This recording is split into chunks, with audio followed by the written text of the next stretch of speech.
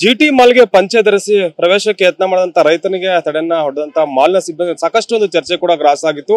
ಈಗ ವಿಧಾನಸೌಧಕ್ಕೆ ಆಗಮಿಸಿದರೆ ಫಕೀರಪ್ಪ ಅಂತ, ಸೊ ಅವ್ರನ್ನ ನಾನು ಮಾತಾಡ್ತೇನೆ. ಸರ್, ಈಗ ಅವತ್ತೇ ಒಂದು ಪ್ರಸಂಗವನ್ನ ನೆನ್ಪು ಮಾಡ್ಕೊಂಡ್ರೆ ಅವತ್ತು ಏನೆಲ್ಲ ಆಯ್ತು ಅಂತ ಮಾಲ್ ಹತ್ರ? ಅವತ್ತೇನಲ್ರಿ, ಪಿಕ್ಚರ್ಗೆ ಹೋಗೋಣ ಅಂತ ಹೋಗಿದ್ವಿ ರೀ. ಮಗ ಕರ್ಕೊಂಡು ಹೋಗಿದ್ದ, ಊರದ್ದು ಬಂದಿದ್ವಿ. ಬರ್ರಿಪ್ಪ ಒಂದು ಪಿಕ್ಚರ್ ನೋಡಿ ಬರನ್ರಿ ಅಂತ, ನಡಿಯಪ್ಪ ಹೋಗಿ ಬರೋಣ ಅಂತ ಹೋದ್ವಿ. ಹೋದಾಗ ಅದನ್ನು ಹೊರಗೆ ಇದನ್ನ ಕಾಯರಿ ಅವರು ಪಂಚಿ ಉಟ್ಕೊಂಡರಿಗೆ ಪ್ರವೇಶ ಒಳಗಿಲ್ಲ ಅಂತ ಹೇಳಿ ಒಂದು ಅರ್ಧ ತಾಸು ಲೇಟ್ ಮಾಡಿಬಿಟ್ರಿ.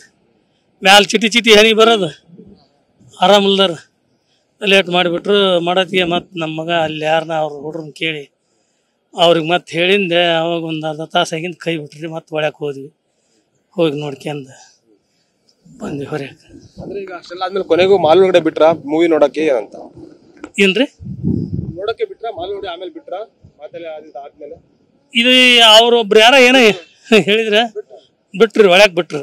ಹೋದ್ವಿ ನೋಡಕ್ ಬಿಟ್ರು.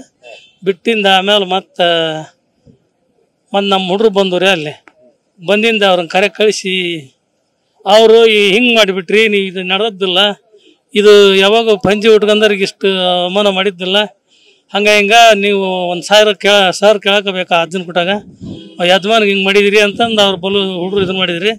ಅವರು ಏನು ಮಾಡಿದ್ರು ಬರಲೇ ಅಲ್ಲ, ಹತ್ರಕ್ಕೆ ಬರಲಿಕ್ಕೆ ಹುಡ್ರು ಹಿಂಗೆ ಮಾಡಿ ಮುಂದಕ್ಕೆ ಸಾಗಮನ ಮಾಡಿದ್ರು. ಈಗ ತಾವು ಎಲ್ಲಿ ವಾಸ ಇರೋದು ಮತ್ತೆ ಏನ್ ಕೆಲಸ ಮಾಡ್ತೀರಾ ಯಜಮಾನ್ರೆ? ನಾವು ಬೇಸಾಯ ಮಾಡ್ತಾವ್ರಿ. ಬೇಸಾಯ ಮಾಡ್ತಾವಿ. ನಾವು ಇರೋದು ರಾಣೆಬೆನ್ನೂರು ತಾಲೂಕು ಅದ್ರ ಮಗ್ಲಾಗ ಅರೆಮಲ್ಲಾಪುರ ಅಂತ ಐತ್ರಿ. ಆ ಊರವ್ರು ಹಳ್ಳಿಯರು. ಮಾಲ್ಗೆ ಏನ್ ಸಲುವಾಗಿ ಬಂದ್ರಿ? ಮಗನೆಲ್ಲ ಇಲ್ಲೇ ಇದ್ರ ಮಗ ಏನಾದ್ರು ಅಥವಾ ಮಾಲ್ಗಂತಾನೆ ಬಂದ್ರ ಏನು ಅಂತ? ಇಲ್ರಿ, ಇವ್ರು ಇಲ್ಲೇ ಅದಾರ್ರಿ. ಈಗ 8 ವರ್ಷ ಆತ ಇಲ್ಲೇ ಅದಾರ. ಅವ್ರ ತಾಕ ಬಂದಿದ್ವಿ ನಾವು.